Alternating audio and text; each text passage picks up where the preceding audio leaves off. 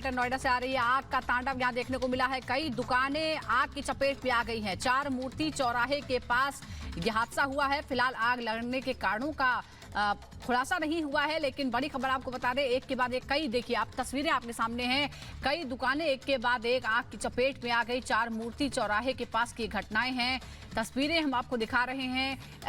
सड़क किनारे कई दुकानें एक साथ हैं और एक के बाद एक कई दुकानें इस आग की चपेट में आ गई है। कितना नुकसान हुआ है, क्या कोई हताहत हुआ है, ये स्पष्ट नहीं है।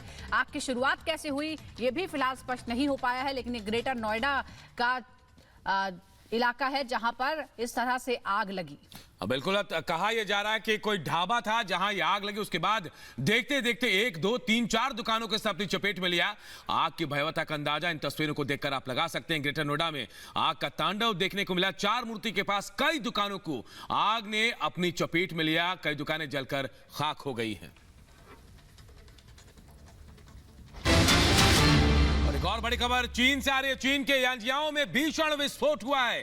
कई इमारतें और वाहन क्षतिग्रस्त हुई हैं। धमाके में कई लोग घायल भी हुए हैं। तो दूसरी बड़ी खबर देखिए, चीन से आ रही है। चीन के यांजियाओ में भीषण विस्फोट की खबर है। तस्वीरें में हम आपको दिखा रहे हैं। कई इमारतें और वाहन इस विस्फोट में क्षतिग्रस्त हुए। धुएं का काला गुबार उठता आप देख रहे हैं। कैसे भीषण विस्फोट के बाद यह धुएं का गुबार उठा। धमाके में कई लोग घायल भी हुए हैं। तस्वीरें में आपको दिखा रहे हैं। ये देखिए तस्वीरें, आपको चीन की तस्वीरें, चीन के यांजियाओ में जहां जबरदस्त विस्फोट हुआ, भीषण विस्फोट, और उसके बाद आग भी लगी है। कई इमारतें और वाहन क्षतिग्रस्त हुए हैं। तस्वीरों के जरिए मैं आपको जो हाल था इस धमाके के बाद, उसके बाद की तस्वीर दिखा रहे। कई गाड़ियां क्षतिग्रस्त हुई हैं, मलबा पड़ा हुआ है। आप देखिए सड़क के बीचों बीच और धुएं का गुबार उठता नजर आ रहा है। तस्वीरें चीन के यांजियाओ के जहां भीषण विस्फोट हुआ है और कई गाड़ियां क्षतिग्रस्त हुई, कई इमारत भी क्षतिग्रस्त हुए हैं। धमाके में कई लोगों के घायल होने की भी खबर है।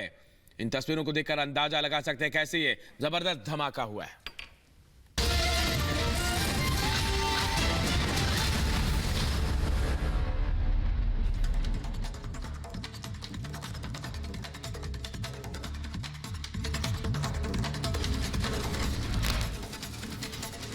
हरियाणा के नए मुख्यमंत्री नायब सिंह सैनी का फ्लोर टेस्ट को लेकर बड़ा दावा। 48 विधायकों के समर्थन का दावा किया।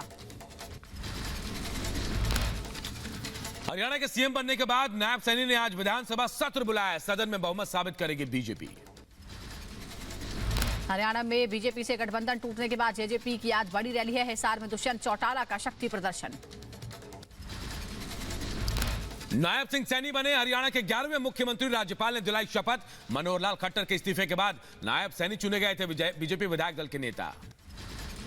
मुख्यमंत्री पद की शपथ लेने से पहले नायब सिंह सैनी ने मंच पर मनोहर लाल खट्टर के पैर छुए। खट्टर ने लगाया गले।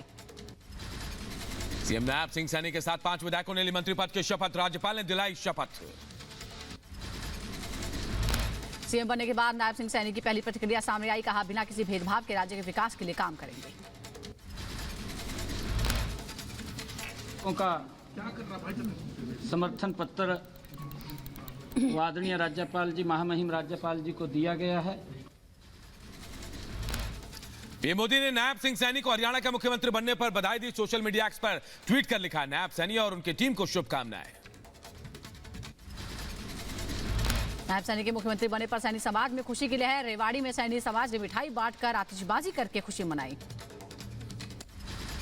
नायब सिंह सैनी के शपथ ग्रहण में नहीं पहुंचे अनिल विज। जो चंडीगढ़ की अंबाला में जतिन के नातिन के साथ खेलते दिखे अनिल विज।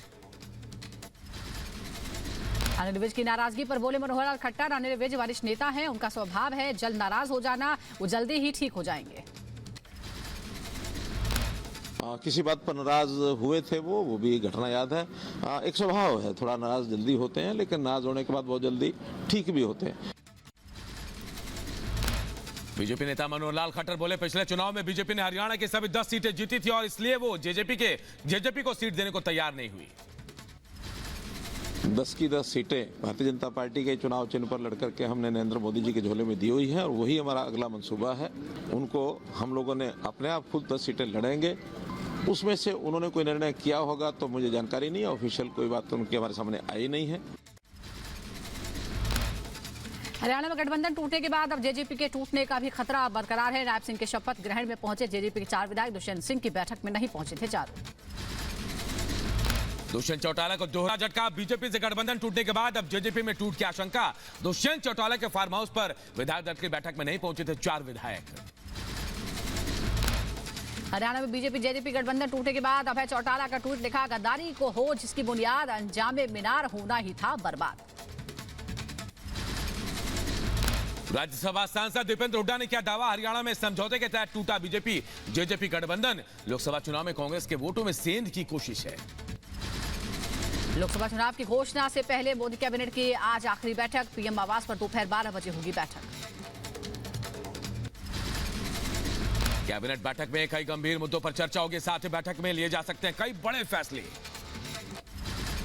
प्रधानमंत्री नरेंद्र मोदी आज इंडियाज डेकेड विकसित भारत सम्मेलन में हिस्सा लेंगे। पीएम मोदी वीडियो कॉन्फ्रेंसिंग के जरिए होंगे शामिल। युवाओं को पीएम मोदी करेंगे संबोधित। कार्यक्रम में शामिल होकर पीएम मोदी करोड़ों की सौगात भी देंगे। करीब 1.25 लाख करोड़ रुपए की 3 सेमीकंडक्टर सुविधाओं का शिलान्यास करेंगे। आज पीएम मोदी एक और सौगात देने वाले हैं। वंचित वर्गों को ऋण सहायता प्रदान करने के लिए राष्ट्रव्यापी जनसंपर्क में वो हिस्सा लेंगे। प्रधानमंत्री सामाजिक उत्थान एवं रोजगार आधारित जन कल्याण पोर्टल का भी शुभारंभ करेंगे। पीएम मोदी नमस्ते योजना के अंतर्गत सफाई मित्रों को आयुष्मान कार्ड और पीपीई किट भी बांटेंगे। सीएम योगी उन्नाव, फर्रुखाबाद, बरेली के दौरे पर जाएंगे। उन्नाव में 241 करोड़ की 103 परियोजनाओं का लोकार्पण शिलान्यास करेंगे। फर्रुखाबाद को 288 करोड़ की सौगात देंगे। सीएए के खिलाफ सुप्रीम कोर्ट में आज मेंशनिंग लागू करने के केंद्र सरकार के फैसले पर रोक लगाने की मांग वाली अर्जी पर सुप्रीम कोर्ट में आज मेंशनिंग।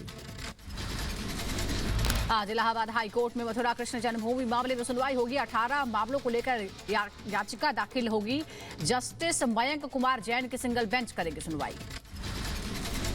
माफिया मुख्तार अंसारी हथियारों को फर्जी लाइसेंस मामले में दोषी करार। वाराणसी के एमपी एमएलए कोर्ट आज सुनाएगी फैसला। दिल्ली शराब घोटाले में मनीष सिसोदिया के क्यूरेटिव याचिका पर आज सुप्रीम कोर्ट में सुनवाई। सिसोदिया की जमानत याचिका सुप्रीम कोर्ट ने 30 अक्टूबर को खारिज कर दी थी। यूपी के सुल्तानपुर में कांग्रेस नेता राहुल गांधी के मामले पर आज सुनवाई। मानहानि मामले में होनी है सुनवाई। सीए पर शाही सियासत को लेकर विपक्षी दलों पर केंद्रीय मंत्री अनुराग ठाकुर का हमला। कहा, विपक्ष नहीं चाहता बिना नागरिकों का उत्पीड़न खत्म हो।